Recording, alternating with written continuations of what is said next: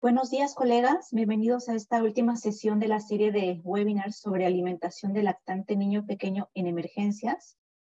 Vamos a esperar Vamos un dar minuto. início, vamos dar um minuto para que todos os outros colegas possam começar o webinar. Obrigada pela sua presença.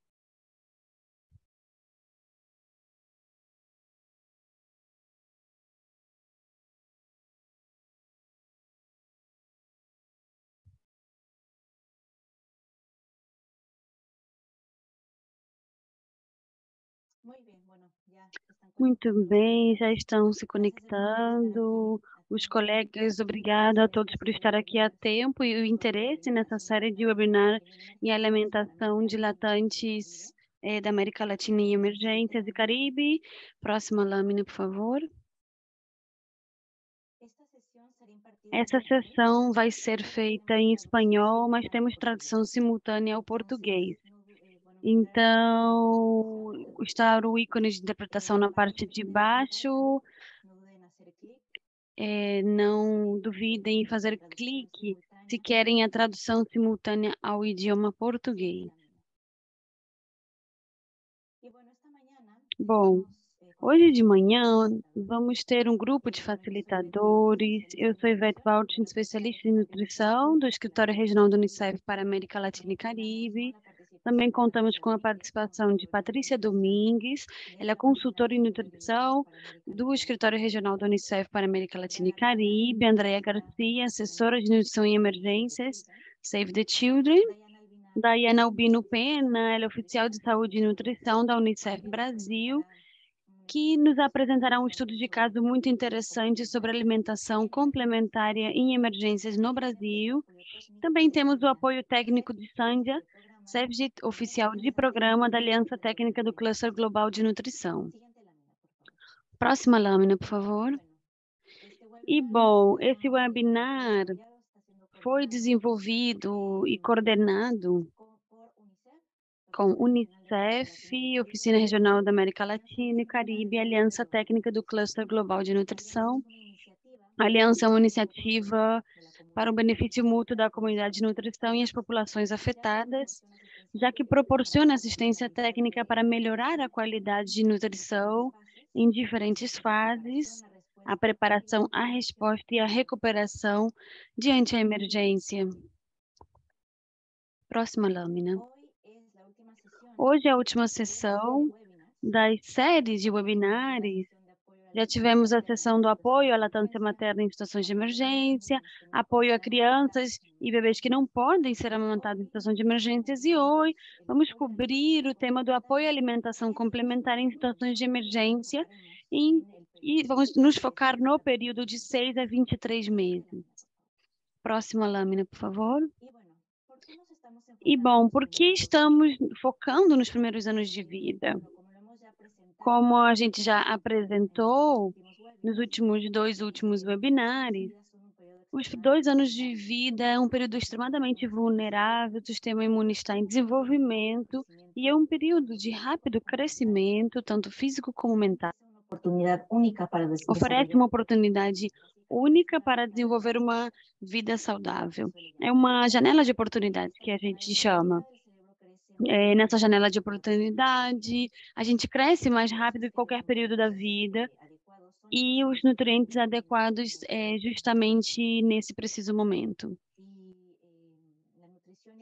A nutrição e o cuidado durante esse período têm influência sobre a sobrevivência da criança para crescer, aprender e sair da pobreza. A saúde, a estabilidade e a prosperidade da sociedade a longo prazo e é a base da saúde da criança ao longo da vida. Y bueno, ¿qué pasa en emergencias? Vemos que las prácticas de E o que alimentación acontece com a emergência? As práticas de alimentação das crianças menores de 2 anos estão sendo afetadas. Vemos a população que se tiveram que se modificar o lugar, perda de vida ao serviço da saúde, que as condições de higiene e saneamento básico são tem a perda de ingressos, limitação do acesso à água e a interrupção das boas práticas de saúde, nutrição e alimentação do latente ou criança, bebê. O impacto na ingesta do alimento e também tem um risco de doenças infecciosas, diarreia com pneumonia. Isso tem um impacto à malnutrição, como vimos que essas crianças têm um sistema imunológico pouco desenvolvido, a malnutrição, a desnutrição pode chegar até a morte. O objetivo principal dessa série de webinar é fortalecer o conhecimento técnico e as capacidades de alimentação em crianças pequenas, nas organizações involucradas nessa resposta da América Latina e do Caribe. Especificamente, o nosso público objetivo são instituições governamentais, ONGs, agências das Nações Unidas e plataformas de coordenação de emergência, entre outros atores. Utilizamos um formato porque que e como explicamos a razão das intervenções e as práticas que promovem emergências, profundizar o que é as intervenções práticas, o que a gente se refere a isso em situações de emergência e também uma parte especial de como a gente pode conduzir essa resposta à situação de emergência. E aqui temos exemplos específicos. Ok, então vamos começar o webinar sobre o apoio à alimentação complementar em emergências para crianças de bebês de 6 a 23 meses. Vamos ver aqui, então, o que é alimentação complementar, quais são as práticas atuais de alimentação complementar na região, a importância, a alimentação, as barreiras e como podemos apoiar essa alimentação durante a emergência. Vamos ver um estudo de caso muito interessante no Brasil, que o apoio à amamentação no contexto migratório.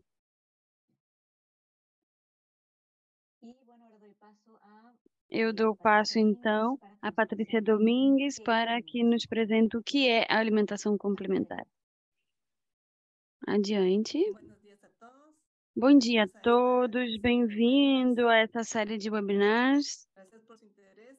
Obrigada pelo seu interesse. Vamos ter uma pequena introdução do que é a alimentação complementar para a gente poder estar no contexto de emergência. Vamos começar a primeira, por favor.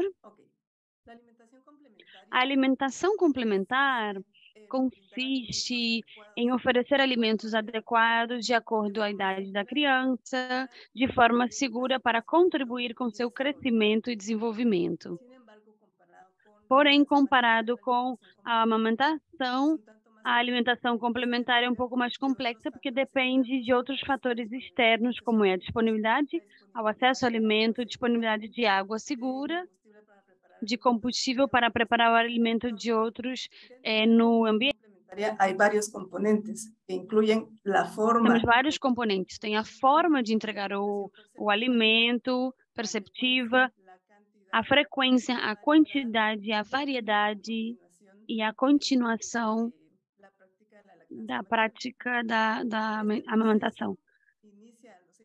Porque es en este momento de la vida. Esse processo inicia aos 6 meses, é nesse período da vida é que tem um amadurecimento do aparelho digestivo e permite receber, digerir e absorver essa alimentação de forma adequada. É o desenvolvimento do músculo, da boca, para el proceso de maior controle da língua. En este momento es que la Mas o mais introducción importante nesse momento é que a introdução tardía o tarde inadecuada ou temprana pone en riesgo la põe em salud, risco a crecimiento y saúde desarrollo e o y crescimento puede dessa generar criança, problemas pondo de gerar desnutrición o problemas deficiencias de en desnutrição micronutrientes. por deficiências de En contextos de micronutrientes. emergencia, esto Em es mucho contextos más de crítico, emergência, isso é muito mais considerando crítico, que estos considerando factores externos que esses están fatores fuera de control y hay externos más barreras de estão control por para que áreas de este sea controle, temos mais adecuadamente barreiras para que possa ser cumprido el adequadamente. objetivo de incluir la O alimentación de la niña o objetivo de pequeño en la incluir específicamente la alimentación especificamente a complementaria de alimentação emergencia complementar busca cumplir con los principios humanitarios busca cumprir com os de princípios no hacer daño, humanitários de não salubridad fazer, y en este caso salvar prevención de vidas desnutrición. La e não siguiente, fazer por mal favor. à criança. ¿Qué es lo que debe comer O un que niño deve pequeño? comer uma criança pequena? Principalmente leche materna, que ha sido su Leite fuente principal de materna alimentación é a fonte hasta la edad de los principal da 6 meses. alimentação até a idade Tiene un dos seis factor meses tanto e tem um un fator, valor tanto um nutricional valor tanto como de nutricional protección ante como enfermedades que de hemos visto proteção en de vídeos doenças anteriores. que a La gente já variedad viu es no un webinar punto anterior. A crítico variedade é para um poder ponto lograr muito importante para cubrir poder los conseguir nutrientes cobrir os que se vuelven nutrientes críticos en esta edad, que são como críticos el nessa hierro, idade, como vitamina A, são ferro, vitamina A, principalmente que provienen de otras fuentes principalmente de que vêm de alimento. outras Estos fontes de alimentos son alimento, e esses de origen alimentos animal, são de frutas y origem vegetales, animal, frutas e que son vegetais, un punto crítico que é um para lograr ponto cubrir los crítico requerimientos para nutricionales. conseguir Cuando es necesario también cobrir a parte también se nutricional. incluyen alimentos Quando fortificados pode, a con gente pode nutrientes incluir en su alimentos mensaje fortificados com nutrientes, que é uma para medida de saúde necesidades pública que está del país estabelecida em muitos para lograr cubrir países estas deficiencias. para conseguir ¿Qué es lo que cobrir un essas niño a deficiências. esta O edad que uma no debe criança comer? nessa idade não deve comer? Evitar bebidas y alimentos de Evitar bajo bebidas e valor alimentos de nutricional, baixo evitar valor agregar azúcar a nutricional, los alimentos evitar preparados adicionar en casa açúcar nos alimentos preparados em son las casa. São recomendaciones. duas La grandes siguiente, por favor. recomendações. A próxima, por favor. Cuando hablamos de diversidad alimentaria o diversidad de la dieta, Quando falamos de diversidade alimentar, falamos al menos de 5 de los 8 cumprir com ao grupos menos 5 dos 8 recomendados grupos en la recomendados. imagen. Na Estos imagem grupos vocês podem ver. incluyen a la leche materna y adicionalmente a Esses esta, grupos incluem a leite los materno principales e alimentos também que os empiezan principais a alimentos ser que começam incluidos a ser dentro de la dieta. incluídos dentro da dieta. Sin esta variedad no es posible cubrir los Sem essa requerimientos variedade, não nutricionales é possível que esa cobrir o niña requerimento debe que tener a a partir criança de los precisa, 6 meses. que ela precisa a partir dos 6 meses. Próximo, por favor. En esta slide estamos resumiendo las principales características que tiene que reunir Aqui estamos resumindo as principais características dessa alimentação complementar. Importante, como já foi mencionado, o momento de introdução, porque a partir desse momento a criança está preparada para receber esse alimento e o leite materno deixa de cobrir os 100% do requerimento. A frequência apropriada, a quantidade necessária, qual é a consistência que esse alimento deve ter de acordo à idade da criança, a preparação segura desse alimento, a relação entre o cuidador e a criança tem um efeito não somente nutricional, o desenvolvimento psicomotor, a fisioterapia a estimulação que tenha que receber também. Aqui em emergências é alimentação durante e depois das doenças. Sabemos que nesses contextos temos mais suscetibilidade de doenças, principalmente diarreia e infecção respiratória. E isso tem um efeito no apetite da criança e precisa ser tratado. Vamos ir abordando cada um desses pontos com mais detalhes à continuação. Próximo, por favor. Quando nos referimos a tempo, já mencionamos a partir dos 6 meses que o leite materno já não cobre a totalidade da criança, é quando precisa, então, começar a incluir alimentos, mas esses alimentos têm que se reunir a característica de ser alimentos de alta qualidade nutricional, para poder cobrir esse que o leite materno deixa de suprir.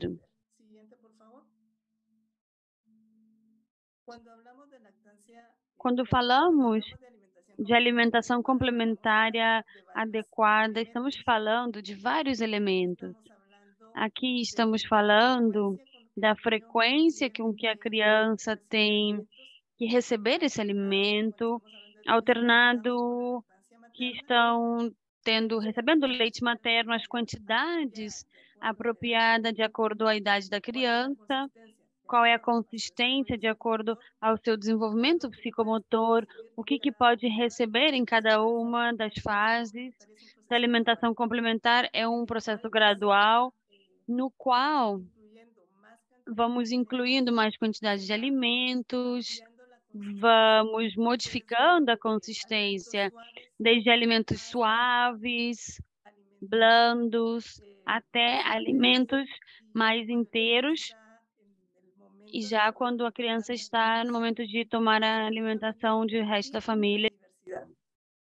E a diversidade, que é um ponto crítico para cobrir essa diversidade. A próxima, por favor.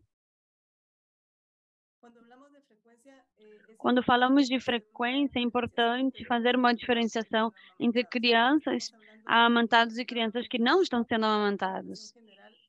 A recomendação geral é que adicional à amamentação tenha duas comidas no dia a partir dos 6 meses, 3 comidas a partir dos 9 meses. E quando estamos falando crianças que não tomam leite materno, essa recomendação incrementa e é 4 tempos de comida ao dia para poder cobrir os requerimentos.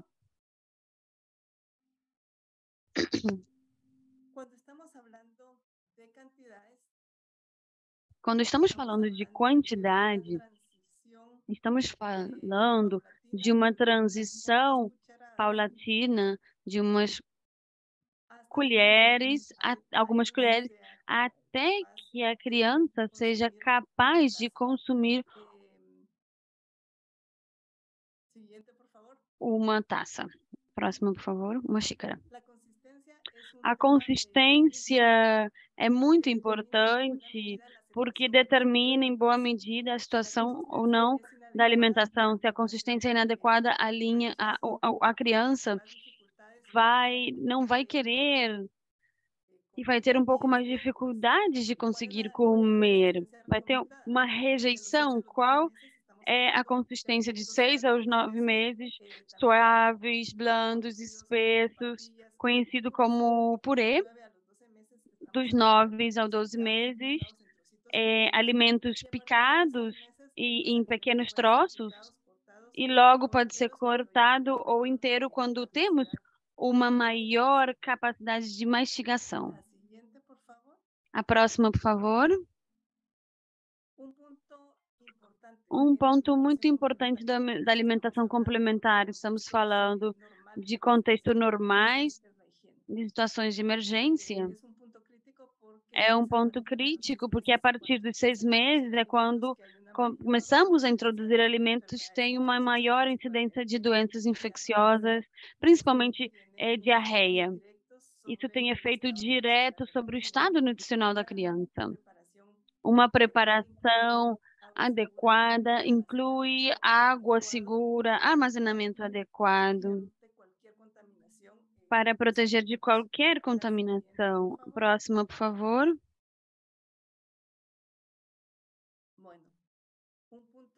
Bom, um ponto importante que muitas vezes talvez não é falado com tanto detalhe é a alimentação perceptiva. Inclui uma relação entre o cuidador e a criança no momento da alimentação. Isso significa, em grande escala, em certos sinais e o cuidado de reconhecer a resposta apropriada de acordo à resposta. Isso vai ser que a relação e a experiência, tanto do cuidador como da criança, seja positiva durante o momento da alimentação. Lembrando que não somente é alimentação, é alimentação com amor, o que faz a diferença. Um ponto-chave aqui é a identificação dos sinais, se a criança está satisfeita e evitar problemas, tanto por excesso ou por deficiência. É sinal de que já está satisfeito, girar a cabeça em direção oposta, rejeitar a comida, comer com maior prontitude. Isso são sinais de que já estão satisfeitos e a recomendação é não forçar mais além do que ele precisa. É uma autorregulação que permite que no futuro a criança tenha capacidade, os seus sinais internos, isso no futuro vai ter um efeito positivo preventivo na sua, evitando a obesidade. Próximo, por favor.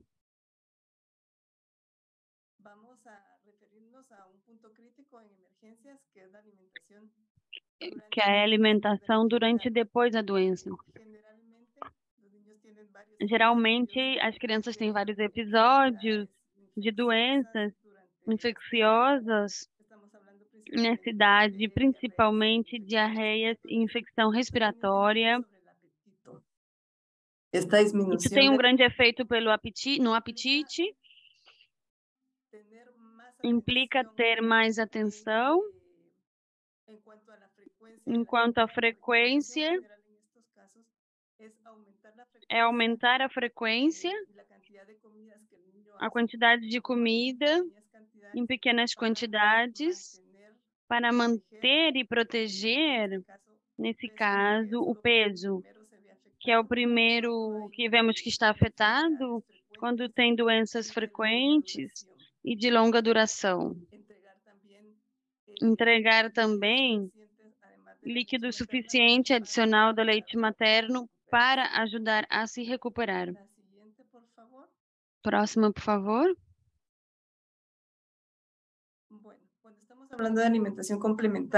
Quando estamos falando de alimentação complementar, o que buscamos é ter uma alimentação minimamente aceitável. O que é isso? É ter a frequência mínima de comida recomendada de acordo à idade e ter a variedade ao menos de 5 grupos dos 8 grupos de alimentos recomendados dentro da dieta. Esses são indicadores que servem para o monitoramento das intervenções de alimentação complementar e que podem ser incorporadas dentro da programação para garantizar que nossas intervenções estão sendo feitas adequadamente de acordo ao requerimento nessa etapa crítica.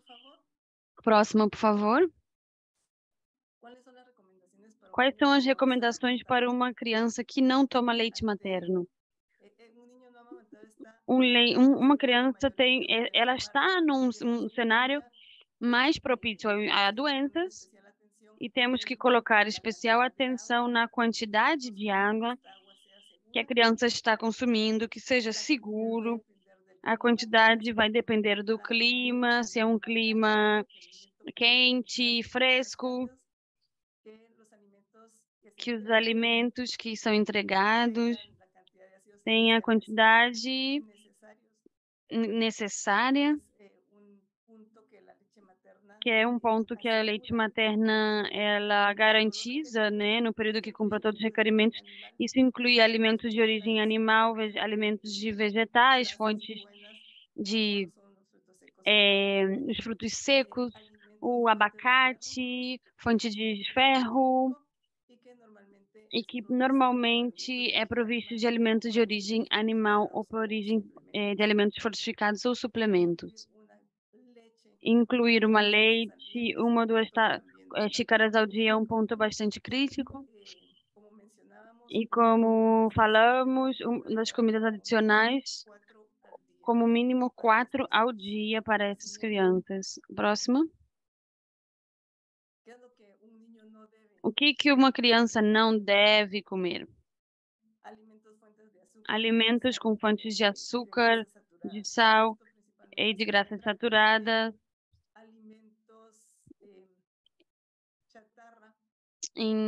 Isso tem em alimentos de produtos com muito açúcar, doces, frituras, e temas críticos estão sendo alimentos de fácil de preparar, como as sopas instantâneas ou bebidas com açúcar que estão amplamente estendidas dentro do mercado.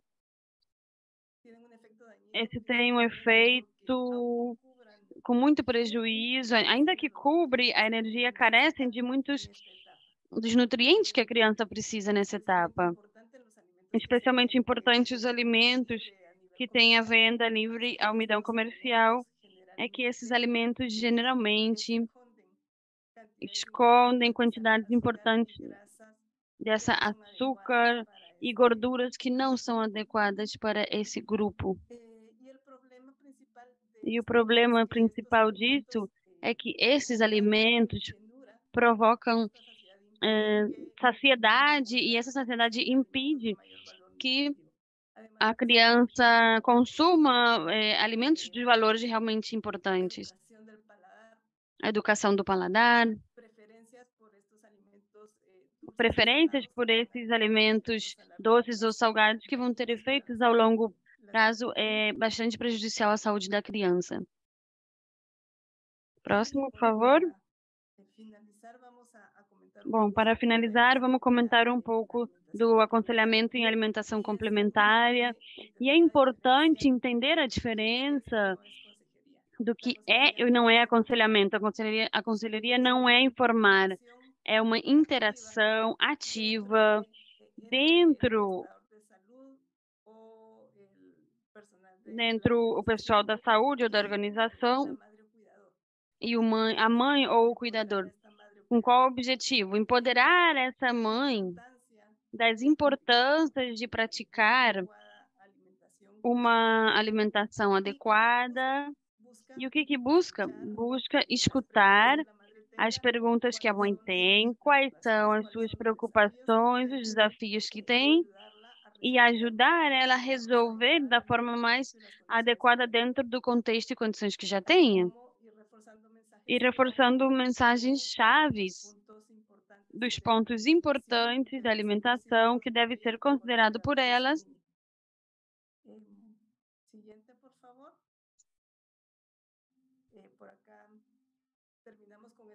Aqui terminamos com essa pequena introdução e eu cedo a palavra a Ivete para continuar. Obrigada.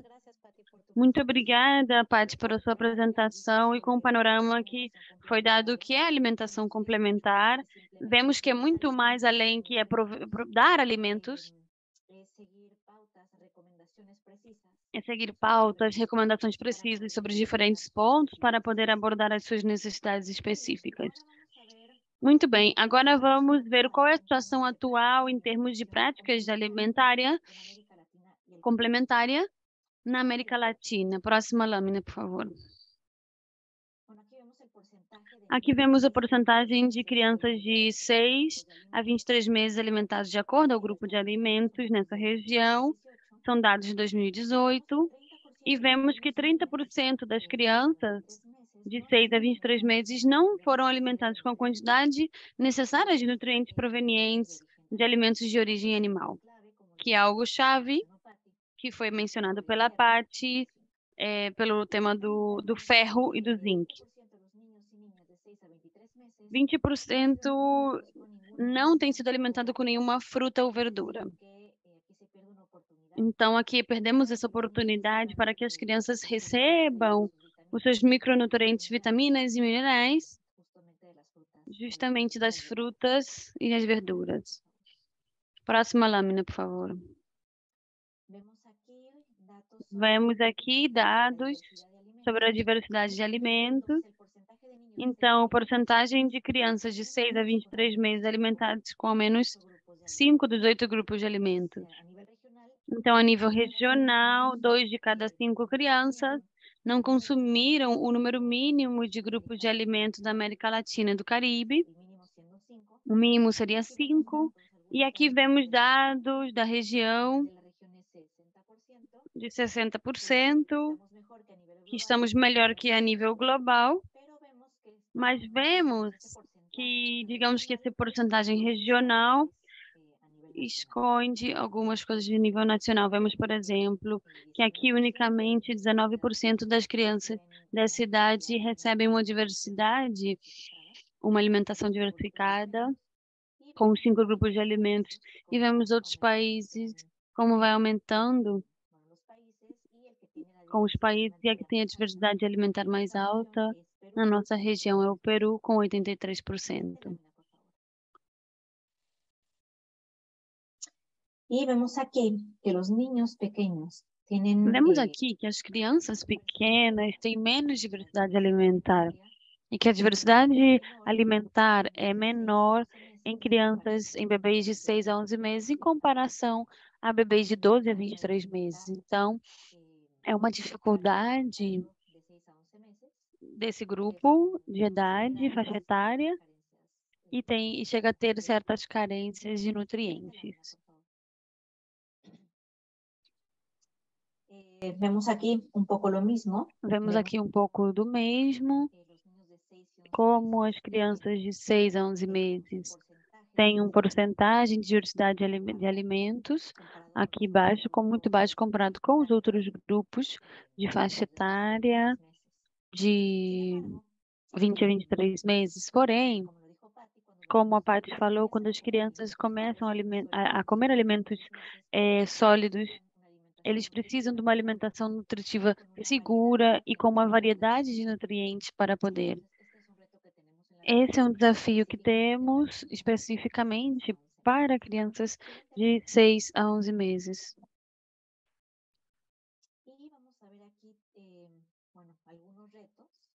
Aqui temos alguns desafios que apresentam as famílias de baixo ingresso, mas também dão uma indicação de como está fazendo isso. Então, vemos que famílias, especialmente de baixo recurso, podem comprar alimentos nutritivos para suas crianças a nível mundial, mas apresenta desafios, que é o tempo, os alimentos nutritivos não são acessíveis, também não tem muita disponibilidade, ou também o conhecimento, preferência, acesso, mas depois temos os fatores, os desafios, a acessibilidade desses alimentos nutritivos e a distribuição no tempo. Também vemos, através de dados globais, que as crianças pequenas estão sendo alimentadas com alimentos e bebidas ultraprocessados, inclusive antes dos 6 meses. Então, isso é um pouco grave no sentido de que esses alimentos ultraprocessados ou processados estão tomando um espaço que não corresponde, que corresponderia mais à amamentação, o aleitamento materno. Então, um caso importante isso a nível global. Também os dados incluem a nossa região, mas é um desafio. Temos que conscientizar muitas comunidades sobre os perigos desse tipo de alimento, principalmente em crianças mais pequenas. Próxima lâmina, por favor. Vamos ver agora brevemente por que o período de alimentação complementar é tão importante. Vemos quais são as pautas, as recomendações e como estamos a nível regional. Mas muitos de vocês também perguntam por que importa tanto. Próxima lâmina, por favor. Bueno, lo vimos brevemente al inicio, y es que el cerebro de un niño Vimos brevemente no começo que o cérebro da criança cresce até 75% do tamanho de um adulto nos primeiros 2 anos de vida. Forma também mais de 1 milhão de conexões neurais. A altura aumenta 75% durante esse tempo. É um período bastante acelerado e o peso corporal se quadriplica. Então, estamos vendo que as necessidades de nutrientes são extraordinariamente altas. Os crianças entre 6 meses e 2 anos têm maiores necessidades de nutrientes por quilo de peso corporal que em qualquer outro momento da sua vida. E esse é um desafio que temos, e com essas crianças têm um estômago pequeno, requerem de comidas frequentes. diversificados, como a gente viu, mas também de maneira frequente.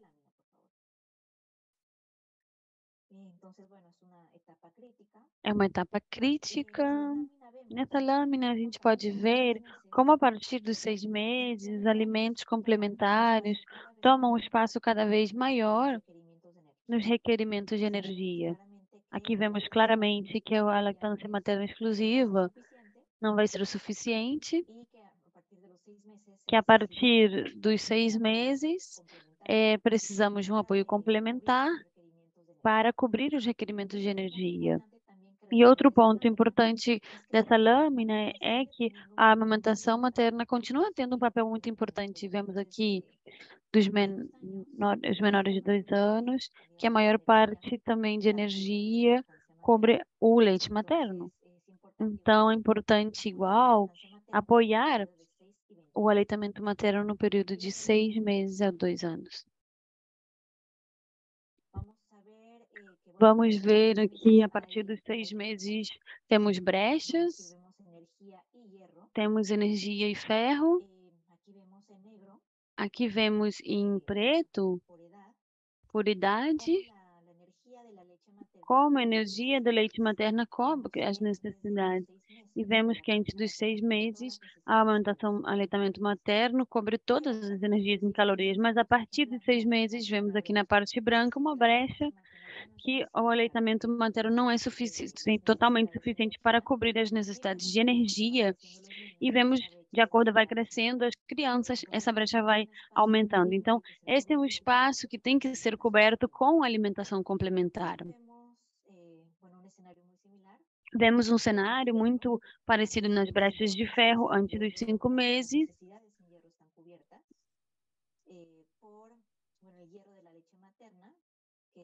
O ferro do leite materno é muito pouco, mas também está disponível, mas não é suficiente. Então, antes dos 6 meses, a criança tem reserva do nascimento, mas logo dos 6 meses, essas reservas se acabam e temos uma brecha muito importante em termos, igualmente tem que ser coberta pelos alimentos. E se não é possível, então, com a suplementação de micronutrientes, como, por exemplo, próximo, por favor. Enquanto a vitamina A, vemos igualmente um ambiente bastante similar. Vemos aqui que o leite materno cobre na maior parte das necessidades na vitamina A, e a partir dos 6 meses vemos uma brecha cada vez maior de vitamina A, e devemos cumprir com alimentos sólidos e sólidos. Esse é basicamente um resumo da brecha em energia, proteína, ferro e vitamina a partir dos 12 meses. O leite materno continua cobrindo a necessidade, mas, igual, os alimentos complementares são essenciais. E vemos aqui também, especificamente no ferro, que esse micronutriente é crítico, que temos que cobrir com alimentação complementar, para que as crianças possam crescer adequadamente. Próxima lâmina, por favor. Ok, infelizmente, o retraso no crescimento e a desnutrição são comuns. As causas são quantidades inadequadas de alimento, insuficiente de alimentos, a práticas de alimentação inadequada, que não são perceptivas, que não vê realmente a necessidade da criança. E isso causa um aumento das infecções, um risco ao maior de desenvolvimento, uma desnutrição, nesse caso, uma desnutrição como um atraso no crescimento. Próxima lâmina, por favor. Vemos aqui o panorama global, esses estão dados a nível global. Esses são os grupos de faixa etária dos 6 meses, 0 a 5, 6 a 11 e 12 a 23. Vemos que o atraso no crescimento aumenta bastante entre os 6 e 23 meses, que são essas colunas. Vemos também que mais da metade das crianças com desnutrição aguda são menores que 2 anos. Aqui vemos, então, em termos de milhões, e temos que tomar em conta aqui que isso é nível global, em termos da região, mas nos dá uma ideia da importância do período dos menores de 2 anos.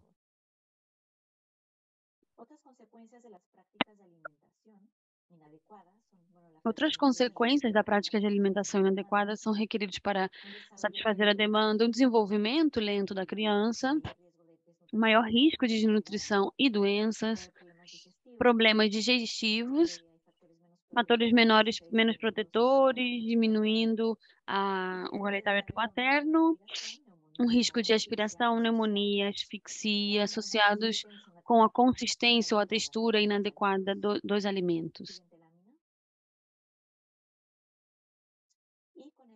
Ok, com isso eu passo a palavra à Andrea para que ela nos conte sobre os desafios que enfrentamos em termos de alimentação complementar em situações de emergência.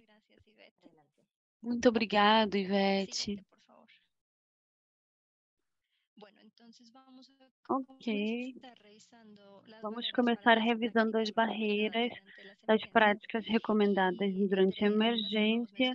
Entre algumas que podemos mencionar são os poucos conhecimentos ou os conhecimentos tradicionais que podem ser os alimentos adequados, a falta de instalação ou equipe, a preparação higiênica desses alimentos, adicional de poder consumir e armazenar. Temos um ambiente higiênico que pode ter sido empeorado, umas condições sem saúde, de água segura, doações inadequadas de substitutos da leite materna, também alimentos, um marketing agressivo de alimentos comerciais para bebês e as limitações de tempo, estresse e muita carga sobre os cuidadores.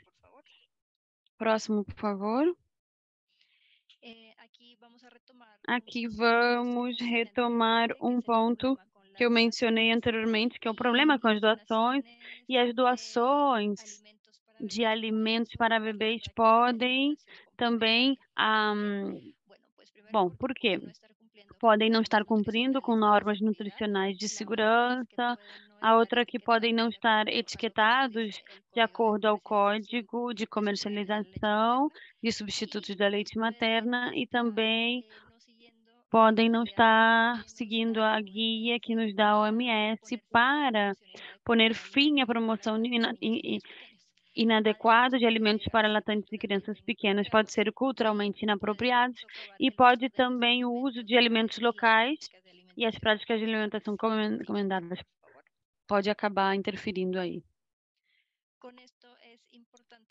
Com isso, é importante ressaltar que o código continua sendo válido em emergências e continua sendo especialmente importante em relação à alimentação complementar, especificamente a resolução da Assembleia Mundial da Saúde 69.9, que foca em eliminar a promoção inadequada de alimentos relacionados a latantes e crianças pequenas. É importante evitar que a resposta dessas emergências se utilize para criar um mercado potencial de alimentos específicos. Se deve garantizar que as intervenções se basam nas necessidades e não nos doadores, não nos que nos enviem porque acha que isso é o que precisa, e sim garantizar a segurança adequada para a alimentação. Aqui temos uma recopilação de desafios para a implementação da alimentação complementar em emergências. Esses são uma revisão de alimentação complementária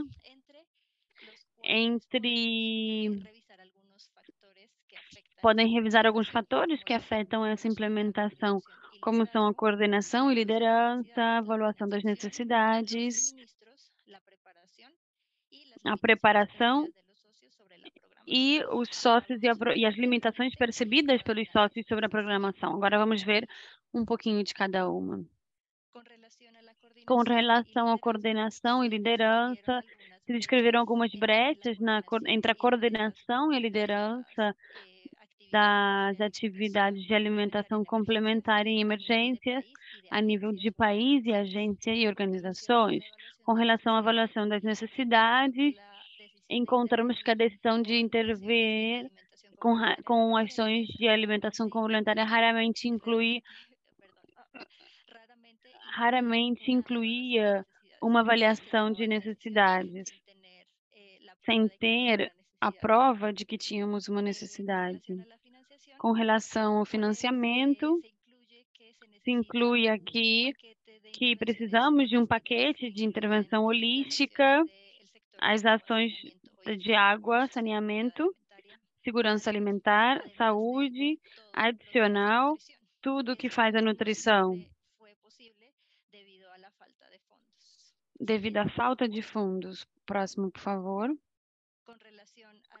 Com relação aos suministros, é conhecido também que a provisão de alimentos diversos, como foi mencionado, tem sido muito desafiante ao longo das emergências em relação à preparação e poder complementar essa classe de atividades, e se identificou também que temos uma brecha bastante grande para poder dar uma resposta eficiente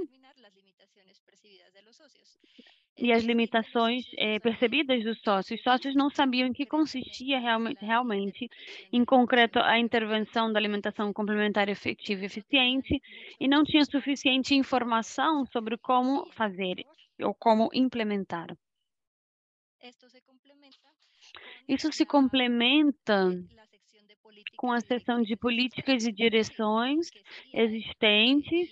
Sim, temos guias, alinhamentos da OMS, do Grupo Operativo da Unicef, inclusive também temos normas em cada país, porém a maioria dessas diretrizes, esses alinhamentos, se centram no aleitamento materno e os substitutos do leite materno, e falta orientação adicional, o fator de consciência da política a nível dos trabalhadores que atendem de primeira linha nessas situações, pode que não seja a mais necessária. Por último, temos a percepção de políticas em alinhamento. Novamente, se menciona que, apesar de que sabemos o que fazer, o que temos na nossa guia operativa, existe uma necessidade de uma orientação de como colocar em prática todas essas intervenções em uma emergência. Próxima, por favor. Agora vamos ver brevemente como podemos apoiar a alimentação complementar na emergência. Bom, aqui em resumo, temos 5 ações, seria a realização de sessões educativas, pode ser feito enquanto é distribuída a distribuição do alimento ou enquanto à espera de alguma atenção, de algum serviço de saúde, a mudança de as diferentes metodologias, demonstração de cozinha e o aconselhamento de trabalhadores da saúde pode realizar. Em terceiro, temos o suministro de alimentos complementares enriquecidos com múltiplos nutrientes de crianças a 6 ou 23 meses. A quarta, a complementação de micronutrientes, como foi mencionado Ivete nesse momento, as fortificações dos alimentos. O quinto, os programas de foco de nutrição centrados em melhorar o acesso a alimentos seguros a crianças de 6 a 23 meses, onde podemos dar as assistências da ajuda alimentar, todas as ações em água, saneamento. Aqui, então, temos com nossa guia operativa da alimentação de criança em emergência, as opções de apoio à alimentação complementar no marco de ação para melhorar a dieta de crianças pequenas durante o período de alimentação complementar. Próximo, por favor. Isso vai ser realizado especificamente através de ações estratégicas realizadas através de sistemas. Entre esses sistemas, temos o sistema alimentário, o de saúde, o sistema de água e saneamento e higiene e o sistema de proteção social. Cada um desses sistemas vai ter ação estratégia concreta. Aquí entonces tenemos que para satisfacer las necesidades. Aqui temos então que para satisfazer as necessidades de alimentação complementar em situações de emergência, nos baseamos nesse mesmo marco de ação, identificando no princípio os principais fatores agravantes, o acesso a serviços e alimentos adequados, e também vamos construir a resposta que apoie o sistema que já existe nesse contexto.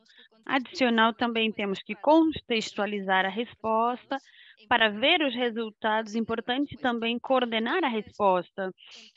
Tudo isso entendendo o contexto, porque não vai ser a mesma coisa uma emergência súbita ou uma mais lenta ou crônica, e não vai ser a mesma coisa uma situação de migração, de movimentação ou de trânsito. Agora, retomando a nossa guia operativa, devemos considerar muitos fatores. Temos que ter em conta, por exemplo, a disponibilidade da variedade de alimentos de nutrientes no mercado, que são acessíveis de forma segura, também a adequação cultural, importante o acesso a instalações para preparar, como já a gente viu anteriormente, não é somente o alimento, temos também que ter certeza de que pode ser preparado de uma maneira adequada, que pode, nesse caso, que pode ser preparado realmente. Na parte de preparar o alimento, a limpeza ambiental, armazenamento e da parte higiênica, a mobilidade também, que a gente mencionou, do trânsito, pode que a família já esteja em um lugar específico depois do processo de imigração ou que ainda esteja em trânsito. Próximo, por favor.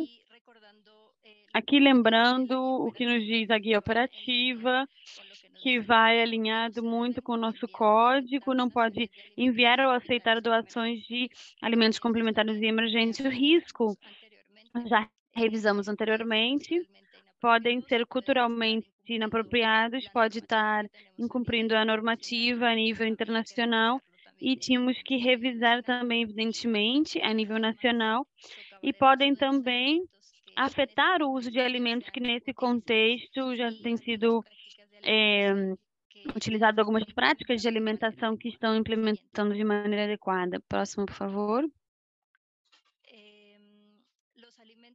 Os alimentos complementares produzidos comercialmente, porque em alguns casos tem que chegar a ser considerado. Para isso, sempre vamos ter a formulação de alimentos complementares, como pode ser o COD e estándares mínimos nutricionais desses alimentos. Uma nota aqui importante é que os alimentos terapêuticos para consumir, a TLC e a UTR, as siglas em inglês, não são considerados alimentos complementares. Aqui, brevemente, vou mostrar um exemplo da crise na Ucrânia, que é isso que é algo que sucedeu recentemente. Essa é uma guia que construíram o cluster de nutrição para orientar as organizações que apoiam a alimentação de crianças de 6 meses a 2 anos, no contexto da crise na Ucrânia. Não vamos ler no detalhe, mas o importante aqui é que a gente possa ver como desses clusters se organizaram, avaliaram esse contexto e puderam mostrar e trabalhar nessa árvore de decisões, o que deve ser feito, deveria ser feito, ou dar, oferecer, dependendo do contexto de cada família. Próxima, por favor. Nessa guia, o cluster se encarregou de fazer um cálculo minucioso do que era que precisava as crianças por diferentes grupos de idade, separou de 6 a 11 meses e de 12 aos 23 meses. Próximo, por favor. Eles também colocaram em grande o que a gente não tem que entregar, não pode entregar. Lembrando que essa guia do cluster de nutrição e vai ser um referente para os outros setores. Como vimos, temos que trabalhar articulados, então era importante mostrar aos demais que definitivamente também não poderia entregar depois de dizer o que sim. Também inclui tudo o que essas organizações deveriam entregar adicionalmente à assistência alimentar. Mensajes de preparación, de São as higiene, mensagens de preparação, de higiene, inclusive algo de saúde mental relacionado muito perto da alimentação perceptiva.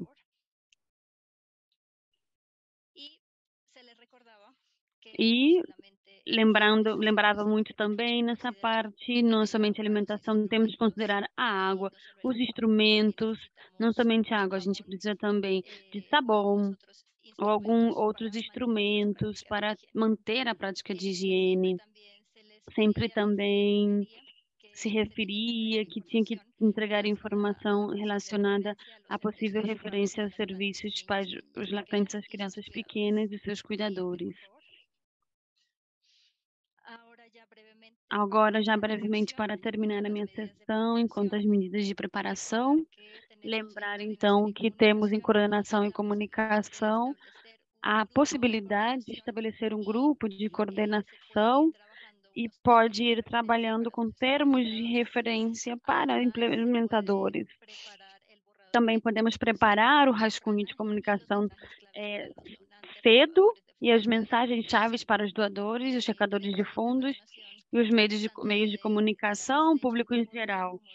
Queremos evitar as leites de fórmula e queremos apoiar as práticas adequadas de alimentação dilatante da criança pequena.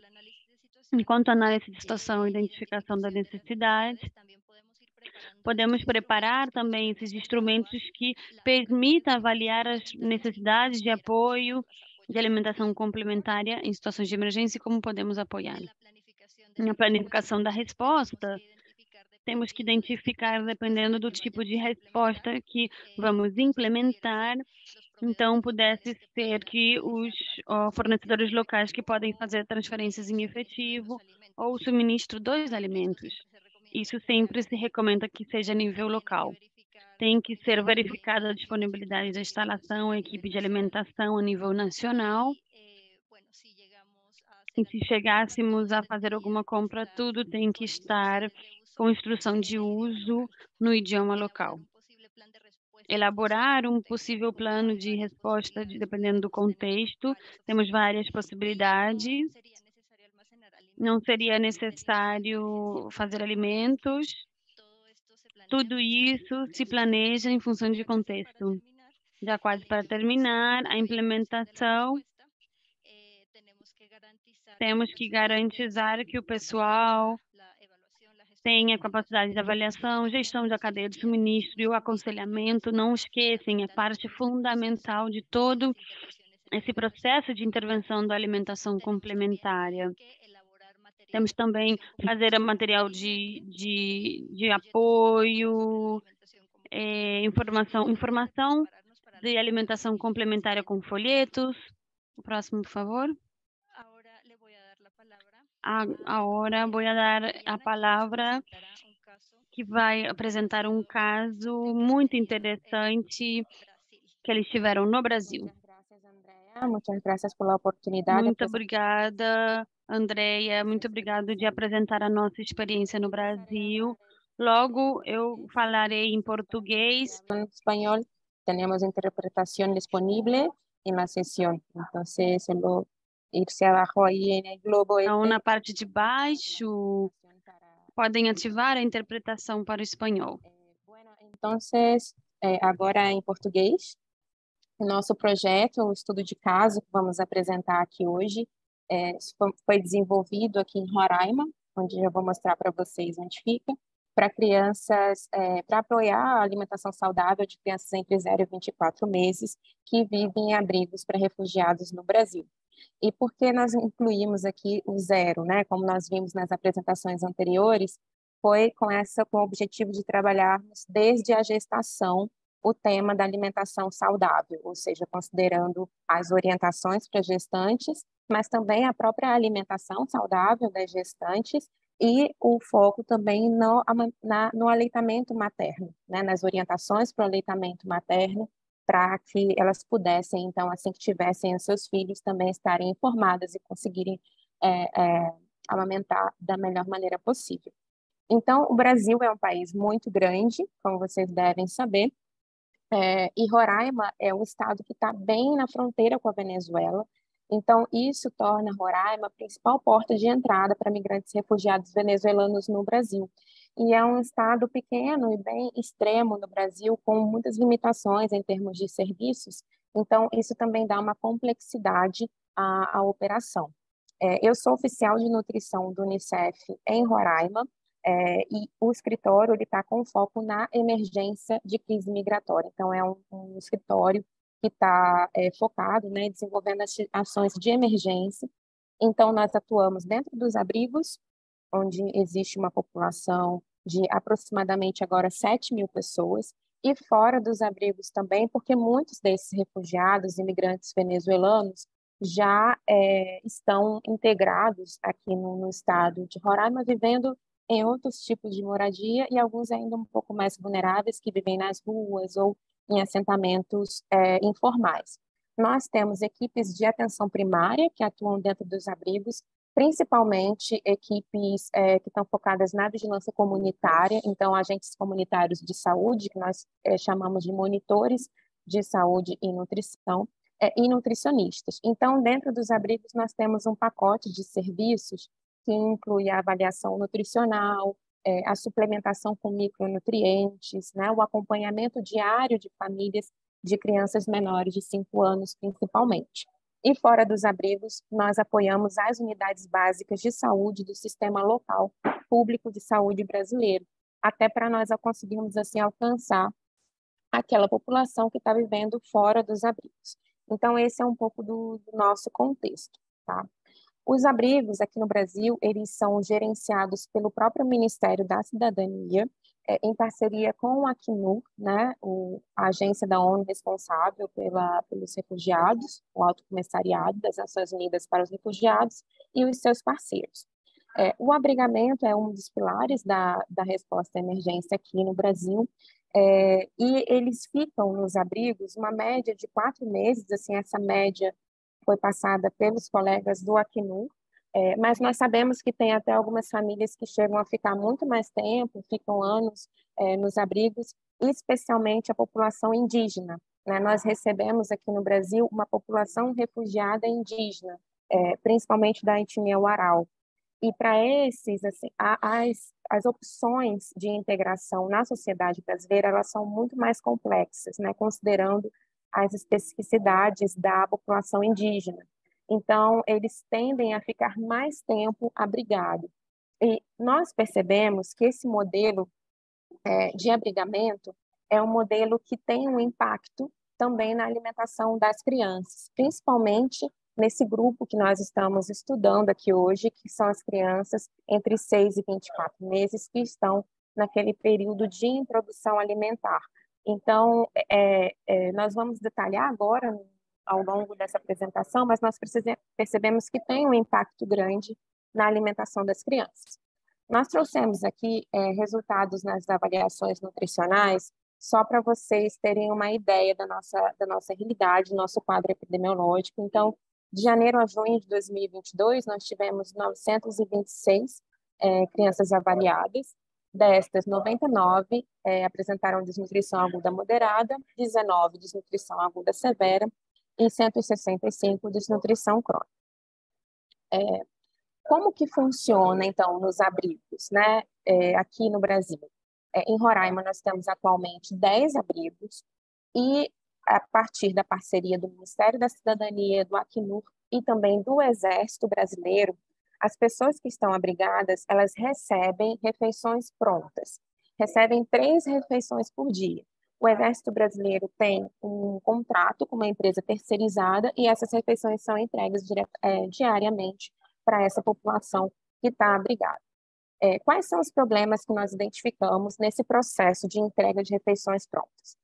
As refeições, em geral, não eram adaptadas para crianças nessa faixa etária que estavam começando a introduzir alimentos, né, sólidos na sua alimentação, no seu dia a dia. Então, nós percebemos que as crianças começavam a rejeitar muito aquelas refeições prontas, e isso estava causando um aumento de desnutrição, né, do risco nutricional, nesse grupo especificamente que estavam nessa faixa etária entre 6 e 24 meses. Então, o que nós chamamos aqui de quentinhas, que são refeições prontas, elas não estavam adaptadas para esse grupo. Uma outra questão de um caráter um pouco mais subjetivo é que nós percebemos que os cuidadores, quando nós tínhamos no processo de entrega direta da refeição pronta, havia também um distanciamento dos cuidadores do processo de alimentação e de introdução alimentar saudável das suas crianças.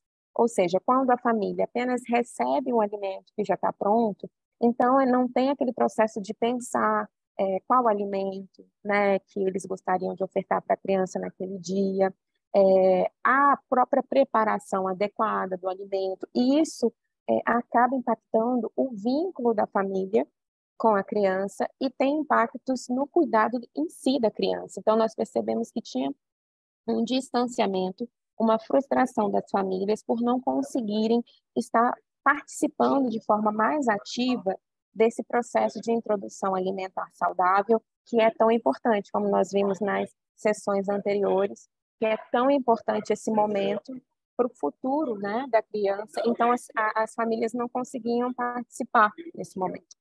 Então, nós desenvolvemos um projeto piloto exatamente como uma forma alternativa a esse modelo que estava acontecendo nos abrigos. Então, a nossa ideia era criar um modelo diferente daquilo que está acontecendo a partir do envolvimento e da participação das famílias, dos cuidadores de crianças entre 6 e 24 meses, nesse processo de introdução, de avaliação do modelo de alimentação e de introdução alimentar saudável. Então, nós vamos ver agora quais foram esses passo a passo, né, quais foram essas etapas que nós tivemos dentro desse projeto, mas foi um projeto que incluiu tanto uma parte teórica para os cuidadores, quanto uma parte prática, e também o desenvolvimento desse modelo, né? Então, isso tudo aconteceu um pouco em paralelo. O projeto foi conduzido entre janeiro e abril de 2021 pelo Unicef Brasil, e os nossos parceiros implementadores foi a Aves Brasil e o CREM, que é o Centro de Recuperação e Educação Nutricional do Brasil. O projeto foi financiado pelo PRN, tá? do governo dos Estados Unidos. Então, o que nós fizemos? A primeira coisa que nós fizemos foi identificar, dentro desses abrigos, cozinhas, espaços em que os cuidadores pudessem utilizar para preparar o alimento das suas crianças. Então, nós identificamos essas cozinhas comunitárias, nós reabilitamos essas cozinhas, porque muitas não tinham condições de equipamento, né? E nós reabilitamos, compramos equipamentos novos, utensílios adequados para o projeto. Também nós tivemos uma equipe específica trabalhando no projeto, além daquela equipe que já estava todos os dias acompanhando as crianças nos abrigos, nós tivemos uma equipe especial para esse projeto. Tá? E aí nós começamos a desenvolver as oficinas, né, que nós chamamos de workshop, com os cuidadores que se inscreveram nesse projeto. Então, cada grupo de cuidadores participou de 5 encontros, 5 oficinas teórico-práticas, com foco nos primeiros 1000 dias das crianças. Então, por isso que nesse momento a gente teve também a inclusão de gestantes, porque foi importante para as gestantes também estarem em contato com esses conhecimentos, para que elas pudessem aplicar ali com as crianças que iam ainda nascer.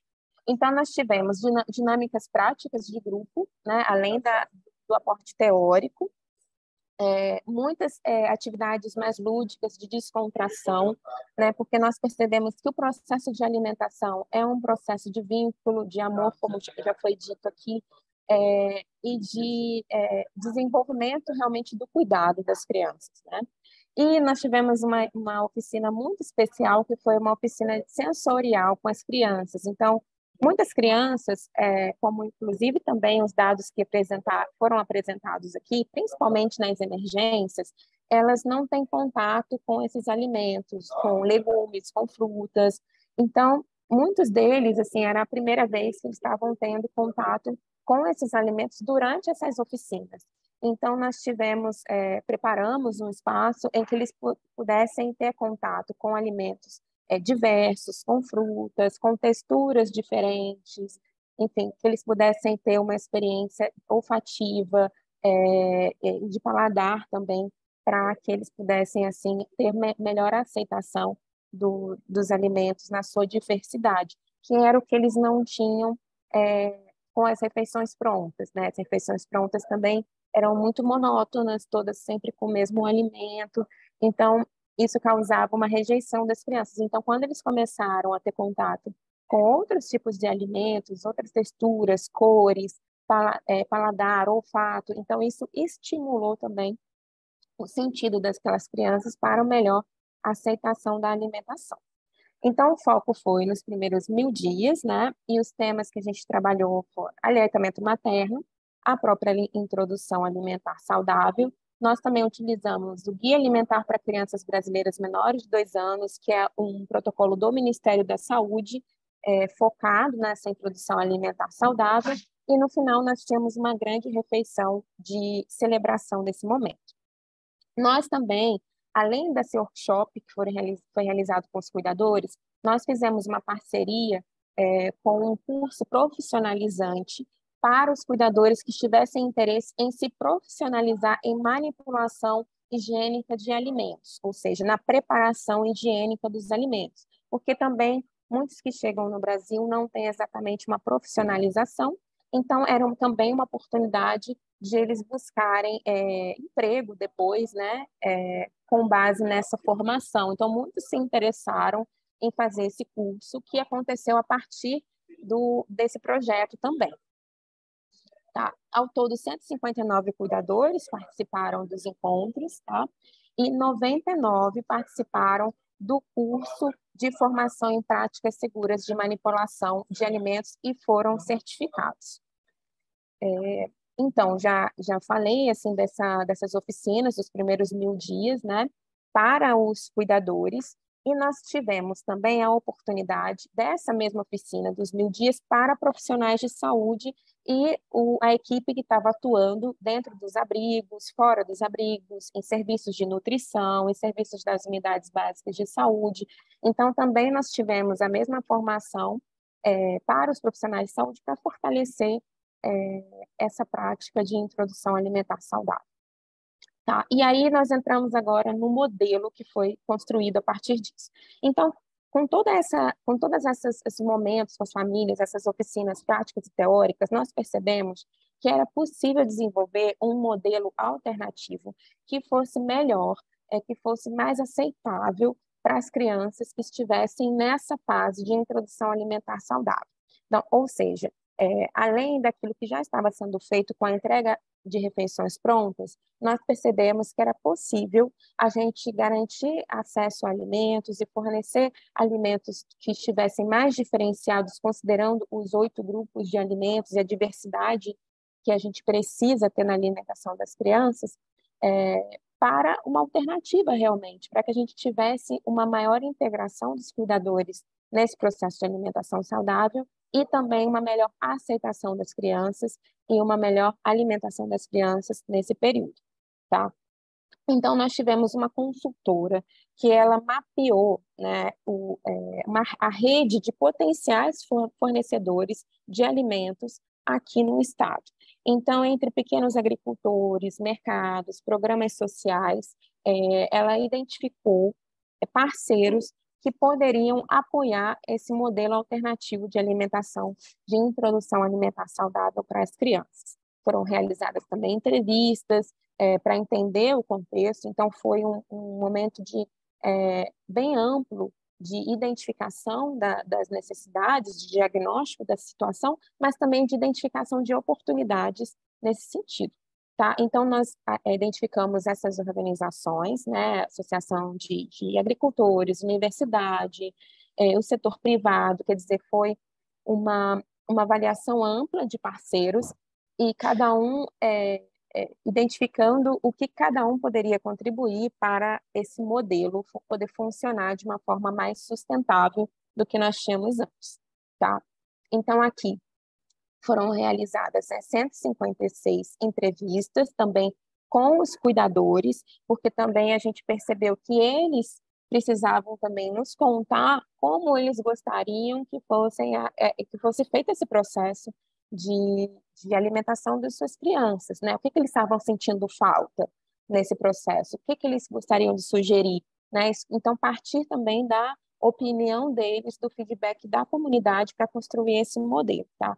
Também foram entrevistadas pessoas, no geral, né, que viviam nos abrigos, profissionais de nutrição que trabalhavam nos abrigos, até naquele acompanhamento diário que eu falei, e também outras organizações humanitárias, tá? E a partir dessa coleta de dados foi construído esse modelo. O que nós identificamos? Que quase 90% dos cuidadores, eles gostariam de usar a cozinha para preparar a comida dos seus filhos. Ou seja, eles gostariam de estar mais envolvidos, eles gostariam de ter essa responsabilidade, tá? Mais de 90% também afirmaram que aceitariam responsabilidades com a limpeza, com a organização do espaço, com a distribuição das refeições. Ou seja, esses primeiros 2 resultados nos mostram que as pessoas estavam sentindo falta de serem incluídas nesse processo de alimentação dos seus filhos, e que isso realmente era um desejo deles, tá? Desse grupo, mais de 50% tinham mais de 3 filhos, 41% eram mães solo, né, mães que estavam sozinhas no cuidado, e 45% não tinham pessoas, assim, não tinham pessoas que pudessem apoiar de cuidar para ficar com as crianças, né? Tinham que ficar com os filhos durante as atividades. Tá? O modelo, ele consistia de ter o cuidador envolvido pelo menos em uma refeição por dia da sua criança, tá? Então, assim, pelo menos em uma refeição do dia da criança, esse cuidador, ele seria envolvido para preparar e para entregar a alimentação para sua criança. Além disso, ele teria que se responsabilizar também com a limpeza do espaço. As atividades seriam rotativas, para que aquele grupo de cuidadores eles pudessem, né, trabalhar todos de uma forma igual, né? E considerando o engajamento de mais 50%, dentro desse modelo a gente considerou o engajamento mais 50% dos cuidadores, né? De pelo menos 50%, sendo que o dado anterior nos disse que 90% gostariam de estar envolvidos. E tinha a supervisão do nutricionista, de um técnico logístico para todos os abrigos, para dar apoio naquilo que fosse necessário e para supervisionar o uso e a preparação dos alimentos nesses espaços. Também seria formado um comitê local de cuidadores, né, com foco realmente na alimentação infantil, no cuidado materno e infantil, e para acompanhar a preparação desses alimentos nas cozinhas comunitárias. Tá? Então, esse modelo, né, de gestão, ele envolveria muitas pessoas no cuidado dessas crianças, e a gente vê isso como uma coisa positiva, né, de responsabilidade realmente que não é só do cuidador em si, mas da comunidade que está envolvida, tanto no preparo quanto na distribuição dos alimentos. Então, profissionais, gestores e cuidadores de cada abrigo estariam envolvidos nesse processo. E o que a gente percebeu também foi quando a gente fez o custo disso, né, quanto custaria isso, que a gente teria $1,50, né, $1,5 por criança por dia. E isso significaria 40% menos do custo atual do que o Exército, né, os gestores dos abrigos, já gastam com essa alimentação que vem pronta. Então, assim, o modelo alternativo que nós estávamos propondo, ele seria 40% mais barato para a gestão dos abrigos. Tá? As lições aprendidas foi além, né, primeiro a gente colocou aqui de ter esse legado econômico positivo para a crise migratória, ou seja, ele seria economicamente interessante, também teve esse fator da questão da cogestão das cozinhas, né?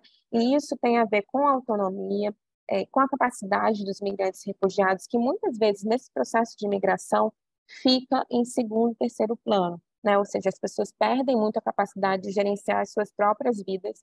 Então, através desse processo, desse projeto, desse modelo, eles estariam mais envolvidos e em um momento da vida das crianças, que como nós vimos antes, é um momento chave de desenvolvimento para toda a vida até a fase adulta, né?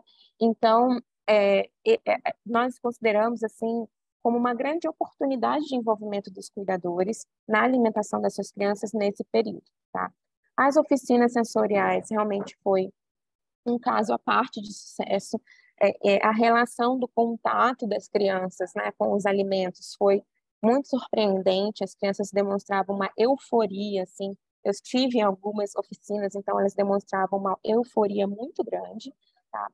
E, além disso, nós tivemos a experiência desse curso, né, profissionalizante, que deu a oportunidade dos cuidadores também buscarem empregos e integração profissional a partir dessa formação, e também desenvolvermos uma experiência de intersetorialidade, né, entre as ações de WASH, as ações de educação e as ações de saúde, né, com foco nessa parte da alimentação das crianças, a introdução alimentar saudável.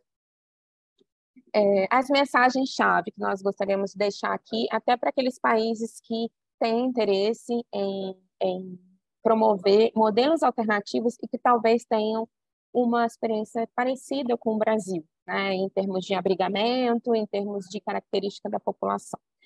Nós consideramos como muito importante que seja feita a organização de uma rede de potenciais apoiadores, produtores, fornecedores locais de alimentos, para que a gente tenha maior qualidade, baixo custo para os abrigos, né? Mas envolvimento da comunidade local, da comunidade de acolhida nesse contexto de crise humanitária. E o que nós percebemos é que é possível mobilizar produtores, fornecedores, projetos do próprio poder público, que já tem esse objetivo de uma melhor distribuição de alimentos e conectar essas pessoas ao contexto da crise humanitária, da crise migratória e às necessidades da crise migratória. Também, outra mensagem-chave, que em contextos de emergência e crise humanitárias, é muito importante a gente ter apoio a práticas de alimentação complementar adequadas, né? E o contexto do abrigo é um contexto especial nesse sentido, que exige também da gente ajuste nas nossas condutas, nos nossos protocolos, nas nossas práticas diárias, considerando as especificidades de cada grupo e as necessidades de espaço, né, de estrutura, para que o preparo e consumo dos alimentos eles sejam preparados de uma forma adequada e estejam realmente de encontro às necessidades dessa população. E uma outra mensagem-chave que nós gostaríamos de deixar é sobre a importância das atividades participativas que envolvem os beneficiários. Então, o aumento do engajamento dos cuidadores nesse cuidado, ele tem um impacto não só no processo de alimentação saudável, mas em todo o processo de cuidado da criança. Então, tudo o que nós precisamos de maior engajamento dos cuidadores no sentido de buscar atendimento, né, profissional, médico, dos enfermeiros, de buscar se preocupar com a caderneta de vacinação, de buscar se preocupar com o desenvolvimento da criança de acordo com a sua idade. Então, todos esses processos que a gente precisa do envolvimento maior da família, ele é beneficiado, ele tem um impacto nisso quando nós também incluímos melhor os cuidadores nesse processo de autonomia do cuidado das suas crianças. Então, nós percebemos que é muito importante a gente ter esse espaço e que muitas vezes os modelos que a gente tem de atenção humanitária, eles não promovem essa participação, e por isso que é tão importante.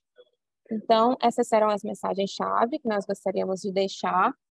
Também estamos disponíveis aqui para as perguntas, e além desse momento aqui, também estamos disponíveis para depois apoiar pessoas, iniciativas, países que queiram ter mais detalhes daquilo que foi realizado e queiram trocar experiências. Muito obrigada. Muchas gracias, gracias, Diana, por esta exposición. En el chat podrás ver cómo fue demasiado interesante para muchas personas el enfoque que utilizaron y bueno, estoy segura que a muchos nos dio muchas más ideas de cómo abordar este componente. Deram muitas ideias de como abordar esses temas específicos. Ok, estamos com pouco tempo. Eu vou comentar brevemente que foi realizada com alimentação complementar para crianças menores de 2 anos com discapacidade motora e neurológica. Essa situação, o que nos comenta desde a guia, é que a introdução dos alimentos não deve ser atrasada por nenhum motivo. O único aspecto em que na consistência. O tempo de discapacidade motora ou neurológica, nós talvez temos que fazer alguma modificação da consistência do alimento. Vamos aqui deixar umas guias específicas para alimentação com algum tipo de discapacidade, de deficiência. Aqui las van a encontrar. Entonces, vamos a tener una guía tanto para niños y niñas con discapacidad. Vamos ter uma guia para crianças com deficiência e para as mães também. Também temos que deixar e considerar também uma deficiência na mãe, como a gente pode apoiar a ela para realizar esse processo de alimentação complementar da forma mais perto possível ao que a gente está recomendando. E bom, já quase para terminar, eu quero dar a palavra a Ivete.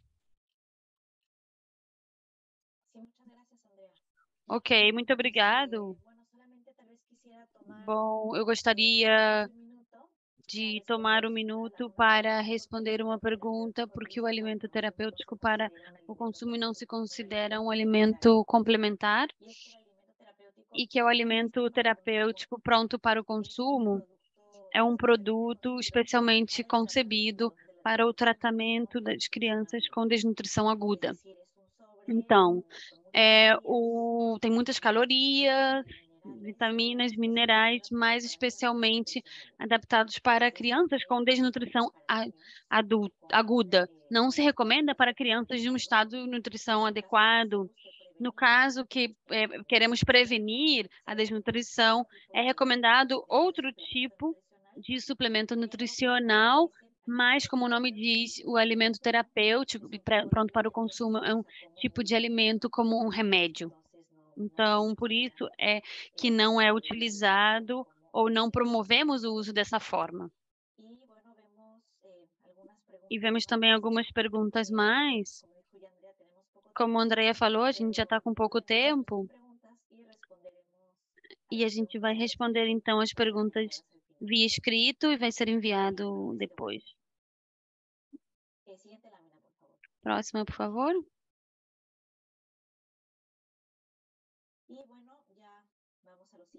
E vamos no próximo espaço de fechamento. Próximo, por favor. Uma mensagem importante, por favor, complete a avaliação. Somente vai demorar 5 minutos, vai aparecer quando fechemos o webinar.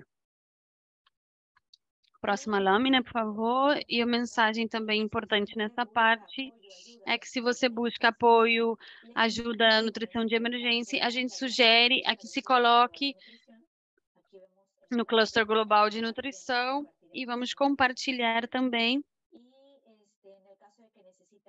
no caso que precisa de apoio técnico a nível de país ou apoio técnico remoto, pode ser dado apoio se precisa contratar um consultor de nutrição de emergência. A Aliança tem um roster de consultor que podem explorar E se somente quer uma recomendação técnica ou uma pergunta específica, também podem contactar e fazer a sua pergunta. E precisem de algum apoio adicional? Próxima lâmina. Ok, isso por nossa parte, então agradecemos muito a sua participação, não somente nesse webinar, mas na série dos 3, e a gente espera que tenha sido muito útil para vocês.